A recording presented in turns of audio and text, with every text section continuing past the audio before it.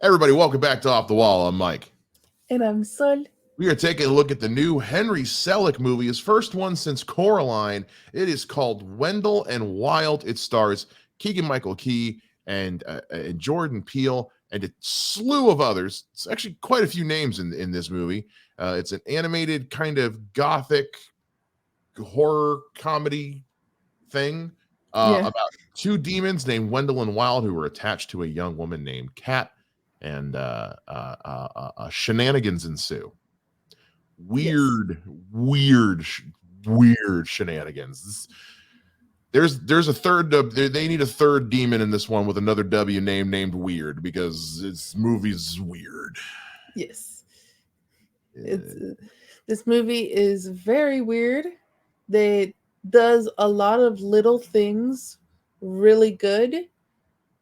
Some bigger concept stuff, not so much. It's all right.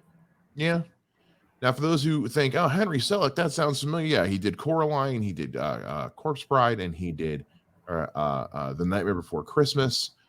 This is kind of, this kind of the stop motion claymation kind of thing. I mean, that's always been his thing. And that is kind of the one major shining point of this movie is the animation still looks like that classic style, but a little updated. So there are things where I'm like, wow, that looks the same and better at the same time. And so we've said as much about like a lot of the Star Wars animated stuff. They're still doing the same style, but they just keep finding ways to improve on it. And I was very, very happy with the animation in this. Yeah, the animation looks great, and just the colors kind of color grading that they were doing with the animation, because the animation, this type of animation has always kind of looked different and cool in a way, but they've just added a certain kind of color grading to this movie compared to like the other claymation that you're like, oh, this is like really popping off the page. Yeah, and it's so fluid or screen. It's so fluid. I mean, this is the best there is in stop motion animation. It looks so just seamless that I had to remind myself this isn't CGI. Like this is stop motion. We've seen, because like even like a Lego movie at sometimes can look a little stuttery, but I also think it's kind of meant to because you're dealing with the hard edges of Legos, so that's kind of part of the charm. With this, it's a lot more it's a lot more like rounded edges and trying to look as almost caricature of normal. A little like uncanny valley, but in a good way. Yeah, like it's intentionally poking at the uncanny valley a little bit. And all in all, I thought the animation was good. I thought the voice acting across the board was very good.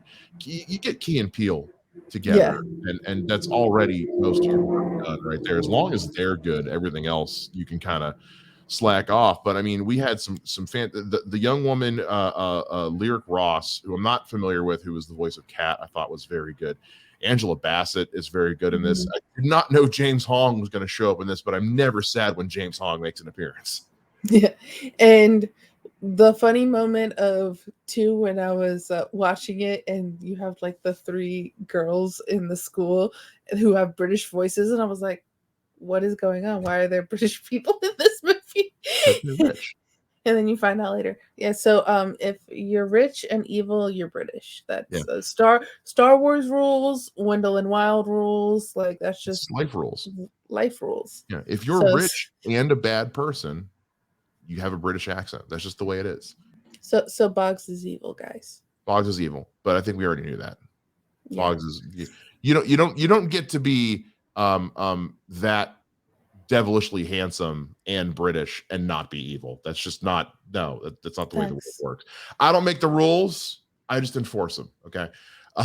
But yeah, the voice acting is good. I thought the music, for the most part, again, the music was very good. Yes. It didn't like butt its head into the movie and take me out of it. This isn't a musical. There's like two moments where it seems like they're gonna break out into song. Yeah. And then they don't. But there was an excellent use of like old school like pop punk, Yeah. particularly the 80s and 90s, like the feminist punk that was really Mhm. big, that kind of stuff. And I was like, hell yes. Yeah. Hell yes. And a combination of like actual songs and then like just songs like that are new for this Mm. movie. And just the combination of music and putting the music into the scenes. Um I kind of weirdly, even though I feel better about this than She-Hulk, like you know how like when I was talking about She-Hulk, I was like, well, the music is great. Yeah. Like and that was the same too with this, and I was like, oh well, I agree with the concepts that they're talking about, maybe not the way they executed it. And I was like, Yeah. wow, I sound like my reviews for She-Hulk for this when I was texting you. Yeah, but I do think I like this a lot more than She-Hulk. Yeah, Like same. if I had to go back and rewatch one of the two, it's gonna be this. Yeah, I said this to you earlier. I like this movie. I don't love it. I love Nightmare Before Christmas. Okay, love it. It's back on my back wall. It's I promise it's bigger in real life. I love that movie. That movie is like close to flawless to me. Corpse Bride is fine, and Coraline is fine, but there's just there's something missing that I've never been able to quite put my finger on with those two movies that stop them from being great to me. They're just good yeah. to me. And that's kind of how I feel about this one. I think it's good. There's something off for me, and I don't know what it is. Yeah, that was me the whole time through it. I'm like, I don't know if I like this. I was like, I don't hate it. I know that much. And there's certain things and aspects and topics that they're discussing that I'm enjoying, but I was like, I don't like it, but I don't hate it. It's okay. And then there's like the ending. I'm like, the fuck was that? So, Yeah, and the then that ending's was so weird. then that kind of put it more on the negative side for me was the way Yeah, it ended, which we've learned a lot in recently of like it's really hard to end a story. Like it's just really yeah. hard. MCU struggling with that with their TV shows. We saw like Wonder Woman, like the first one, where like the first two acts I think are flawless, and then the third act is just I eh. mean, yeah, Stephen King's been struggling with endings his entire career. Yeah. I mean, I love Stephen King. The man can't write an ending, and he knows it because even in his own movies, he writes jokes about how he just has trouble coming Yeah. up with endings for things. Hell, Or JJ Abrams famously cannot end anything. He's great at beginning stuff, but he yeah, cannot end anything. ending Rise of ending. Skywalker. Yeah, that was only half his fault. He had everything working against him. I was taking notes on my phone and I'm scrolling through them right now. And it gets to a point pretty much right when the third act starts that I wrote in my notes, well, this took a weird turn. Yeah. And I didn't take another note after that because the third act, this movie just gets weird. And I was just Yeah. like, I don't even know what to make a note of anymore. I'm just kind of lost in awe of how bonkers this is. So I kind of want to go a little into spoiler alert Yeah, territory. So sure. we've been being pretty vague Yeah, we here. tried. Um so one thing about this movie that kind of annoys me is it's doing a lot of little things really great. Mhm.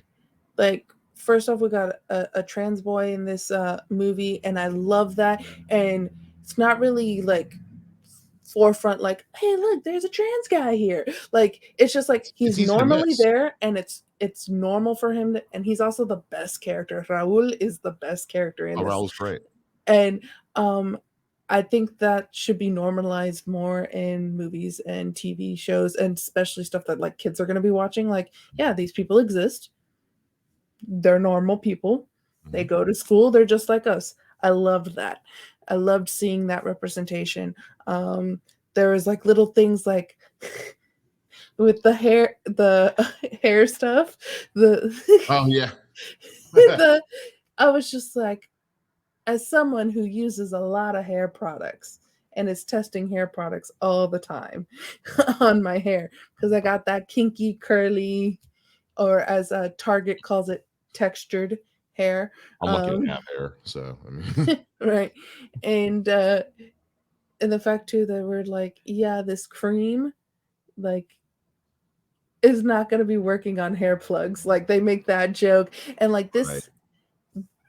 this movie was very hair positive and natural hair positive, and like made jokes that I think only people of color and Black people are really gonna fully get and appreciate and laugh at when they're Mhm. talking about the cream and the hair plugs and things of that nature. So Yeah. that was like really funny to me.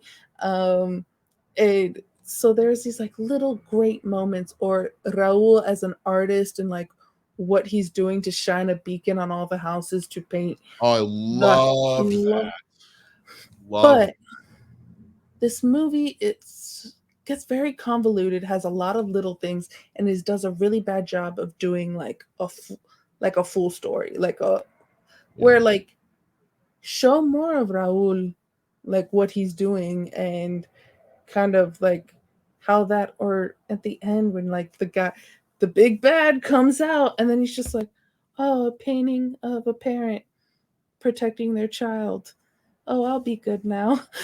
Yeah, I remember when that happens, I was like, "Oh, we're done? Yeah. Oh, wow, that I guess was yeah, 5 this movie minutes." needs to be an hour and a half. Like, It's too because it's long. for kids. Yeah. Well, 'cause it's what was it? It was like almost 2 hours.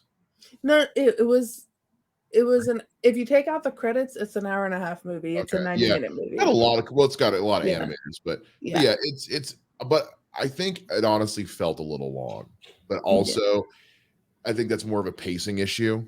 because the movie goes from being wacky and zany and wild to like trying to just tell a story. Yeah. And I And was like, do both. giving really important messages, Mhm. but you can give messages and important messages without being a detriment to the story. And we talked about that a lot with She-Hulk. Like, we're Yeah. like, where you and I were like, we agree with these writers on what they're trying to convey. They're Mhm. conveying it really shittily. Yeah. And it was like really, really bad in She-Hulk. This one, like, I would say it's a little bit better than She-Hulk, but it's Yeah. still like first or second draft ish.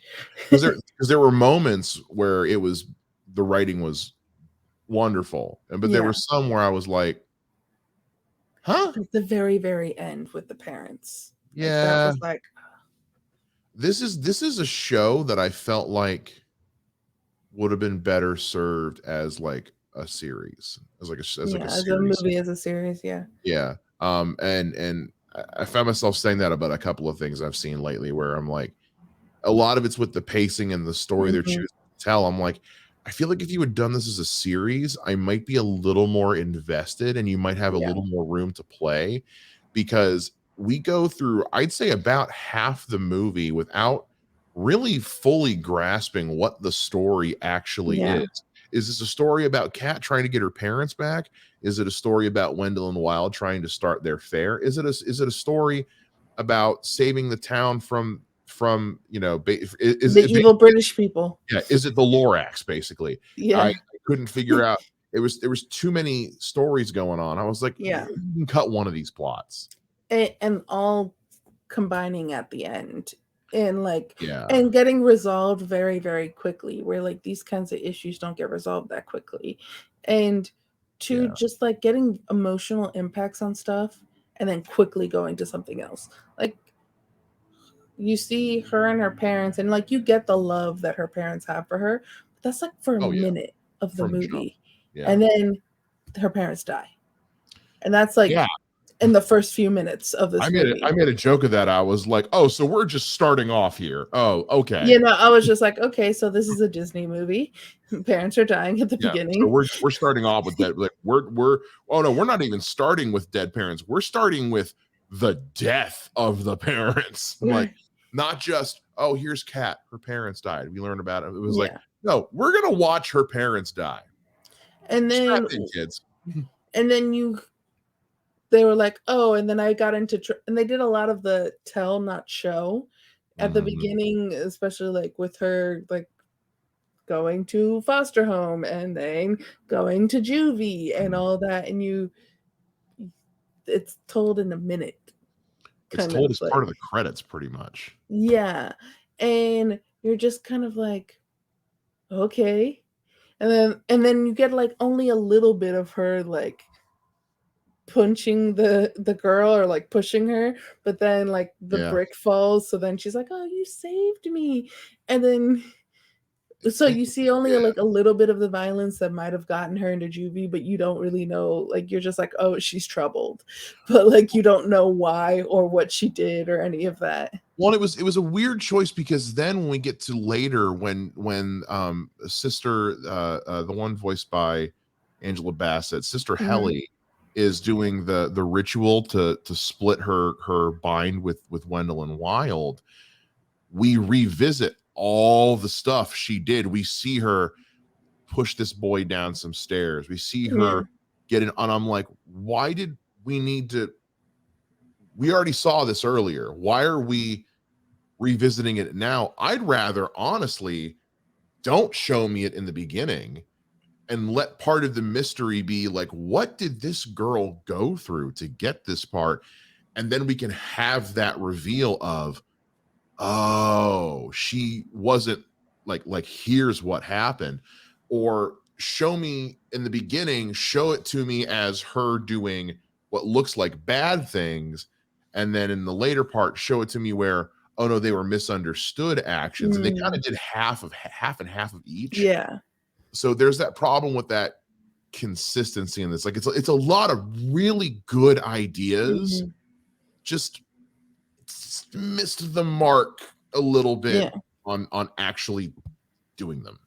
And it's when you have like, because these writers are obviously talented and like have a lot of really good ideas, and it's when you have so many ideas and you just want to put them all in one thing, because you never know when you're going to have another movie or another project again. This could be their only, because that's the way Hollywood is, and you're like, oh, I want to convey everything that I want to convey in this movie, and sometimes it's just like, nah, you need to pull some stuff out, leave it for a sequel or another story. Which is almost what it seemed like it was setting up for. I do think it is worth pointing out, though, this movie only has 2 writers, and that's Henry Selick and Jordan Peele. Yeah. So it's like, and these guys, how good Jordan Peele is. Both of these guys, I'm like, you're both way better than this. And it felt like, tonally, it felt like they couldn't decide if it wanted to be for grown-ups or for kids, because there's some stuff in here I'm like, oh yeah, I don't have kids, but there's some stuff in here I'm like, I'd have no problem with my kids. There's some other stuff where I'm kind of like, this is a little much for kids. Yeah, like, little much. I would not have my niece watch this. She's 5 years old. Yeah, ultimately, I would say no. If your kid's like 10, they'll probably be fine. Yeah. But like anything under 10, I would say, because it's rated PG-13, which nowadays means very little. But yeah, this is one that I would at least say, if you've got kids and you're thinking about showing it to them, watch it, because you know your kids better than anybody. Watch it first and decide for yourselves. Yeah. You know what your kids can handle. You know what you're okay with your kids seeing. So I think the most of it is just there's some language, and it gets really dark at times. Like, it can be very fun. It can get real dark. And it can get a little scary. Like, I know, like for my niece, she loves Monsters Inc., but we have to fast forward through the beginning part. Like, oh, it's creepy. When Sully is scary, like, yeah, because it's super creepy and it scares her.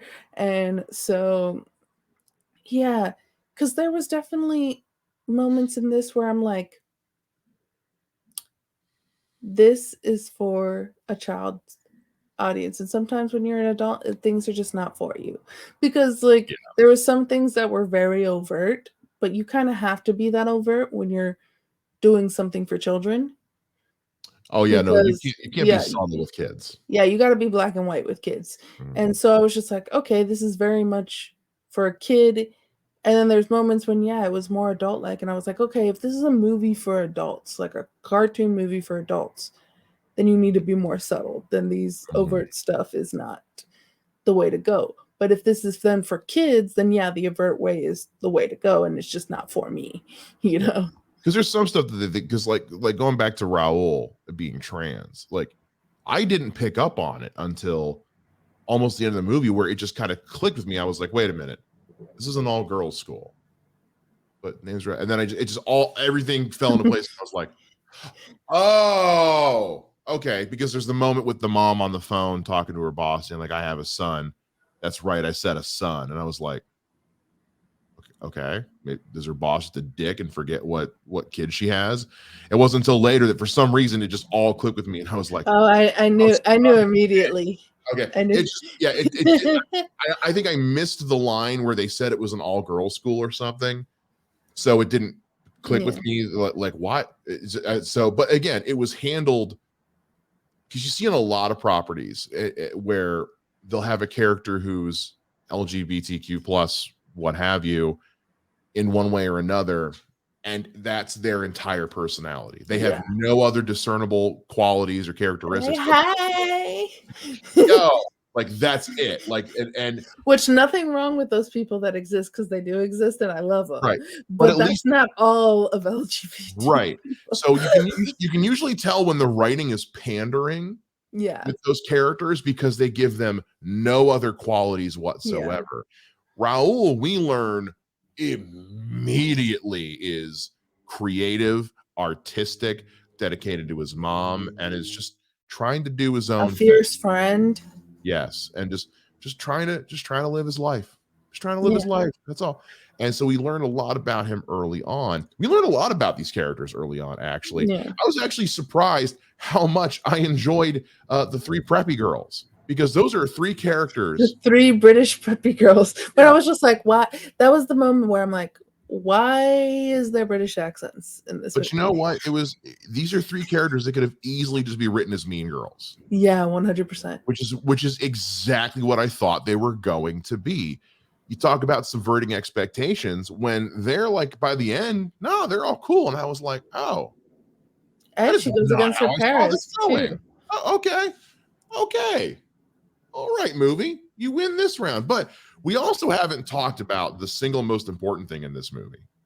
The thing that is by far the best above everything else. And that's Gabby the goat. I loved this little goat so goddamn much. I want one right now. Every time this goat was on screen, I was smiling. It was the most adorable thing I have seen in a very long time. Gabby the goat is the real MVP of this movie, folks. I'm just saying, because every time she is on screen, the world is a better place. I thought you were going to talk about Mean Girls' parents. Oh no! But since you brought it up, are we talking about Donald and Melania here? Black Donald Trump. Black Donald, like seriously, like the hair, the suit, the cadence when speaking. I was like, oh, this is either a Trump or a Boris Johnson metaphor, or both. I mean, looked like Trump, sounded like Boris. Yeah. And I mean, it was blatant. Blatant. Wow. Yeah. That's the like, oh, they're not being subtle at all. They're like, guess what? These characters are evil. We're not going to be subtle. They're pure evil. There's no good thing about these characters at all. They're every time they walked on screen, there might as well have been a big neon sign that just says "bad guy, bad guy, bad guy." Like it is so just in your face. But again, and also like that mom was not playing. She's like, I'm a club you to death. Yeah, we not only watched two parents die tragically in the first minute, we witnessed murder. By golf club. We watched a murder, a drowning, and disposal of evidence happen in the span of like 10 seconds.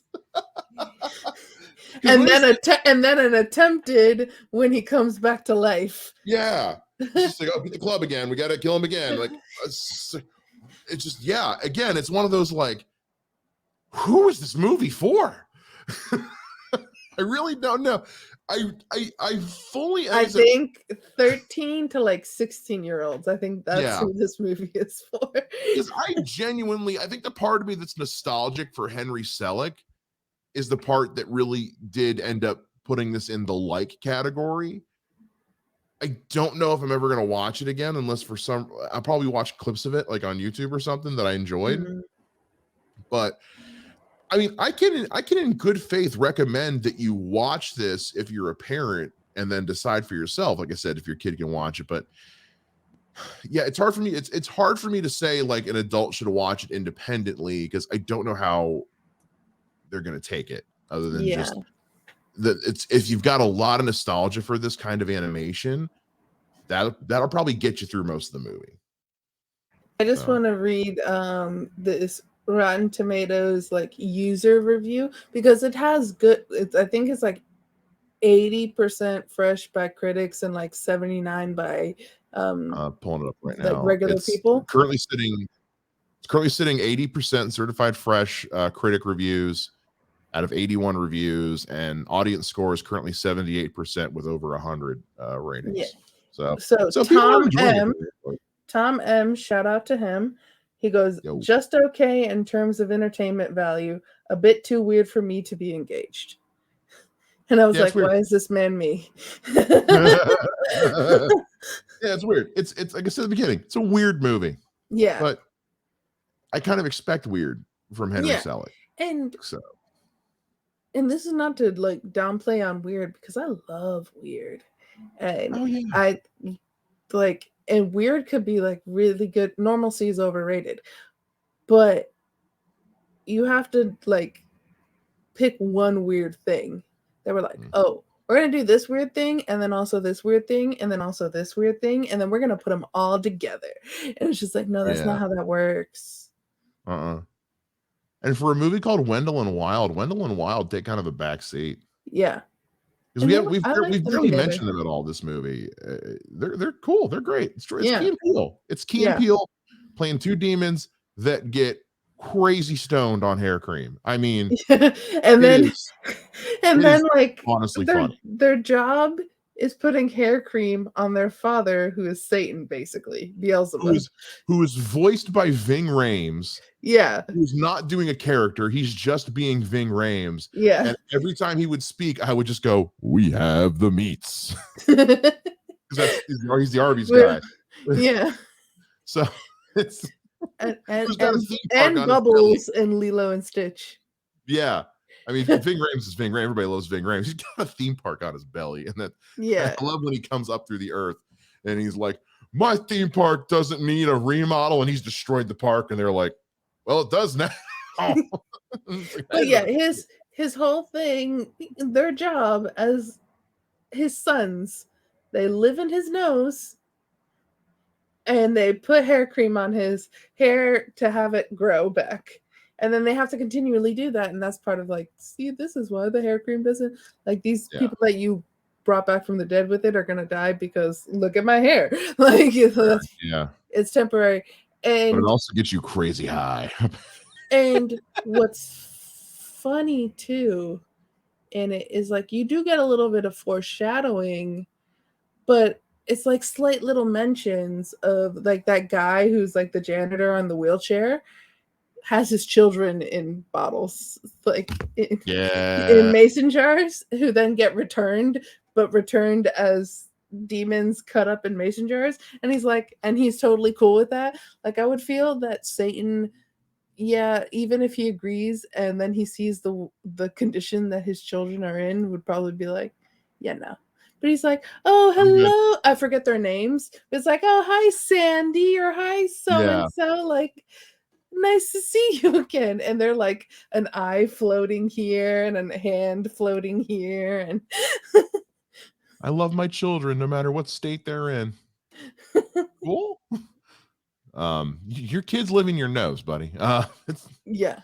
it's a great voice cast. Everyone does a very good job. Angela Bassett as sister, I forgot her name again. Sister Helly. Her and the janitor, weird couple of characters. We get no explanation about them whatsoever. Yeah, no, we should have gotten more of them. I kept waiting for it. Like, how does she have superpowers? Yeah. Because what you find out that she's also one of the things too, but then you're like, but how does everything else work? There's not a lot of explanation. So that's again, I'm all like, if this had been a series and like you did like 6 or 7 30-minute episodes, you could have told a lot more, and I think it would have felt a little, but it's just yeah. That would have got a little bit more of that evil plan too. Which their evil plan is to put a private prison, and we all know how great those private prisons here are in the US. Yeah. But send the second chance kids to the school, make sure that they fail, to then occupy the private prison down the road. That was their evil plan. Yeah. Now, as far as evil plans go, that's almost airtight. It's like, man, as long as none of the students pick up on this, that could actually work. And I hate how good of an evil plan that is. Like, because it's basically taking kids out of state prisons is the second chance program. They'd be like, oh, but there's this prison right down the road that they can go to now. It's one of those, I'm like, damn it, I hate that's actually very clever. And it's very, and I was just like, it probably actually does happen. Oh, 100%. Oh, but again, that falls into the, this is a statement about something. Yeah, 100%. It's very clearly a statement about something. Yeah, which is fine. I don't have a problem with that at all. The funny part about it too, I was like, it's typically though Americans. They made them British, though. Yeah, I think it's because it's easier. Again, when you're making something that's allegedly for kids, it's easier to attribute evil and to that snooty, because they're not just British, they're posh. They're posh as fuck. Posh. And that posh British accent is so easily associated with villains, again, through things like Star Wars, history. I mean, the British did fuck over the entire world. I mean, like, so the sun will never set on the British Empire. Yeah, how big is that empire now? Right. Anyway, before I piss off everybody in the world, so yeah, ultimately, I'd say decide for yourselves. You know, like we said with Black Adam, like watch it, decide for yourself. If you like it, we love you for that. Yeah, if you love it, great. If you don't, cool, watch something else. I think this is just going to be, I think ultimately, like in terms of Henry Selick's library, I think this is definitely my least favorite of the movies he's made, but I don't think it's necessarily a bad one. Just go watch Nightmare Before Christmas. You can watch Nightmare Before Christmas. You can watch it in Halloween and Christmas time. Or be like me and watch it year round, because it's a movie for all times. Because they've got a door for every single one. So technically everything's represented. I'm just saying. Anyway, let us know what you guys think down in the comments of this movie. Are you not seen it yet? Are you interested in seeing it? Did we ruin it for you? At this point, you haven't seen it and you're still watching. We did put up the spoiler warning, so that's kind of on you. But let us know down in the comments. Make sure you guys like and subscribe and all that good stuff. And we'll see you guys again here next time on Off the Wall. Bye.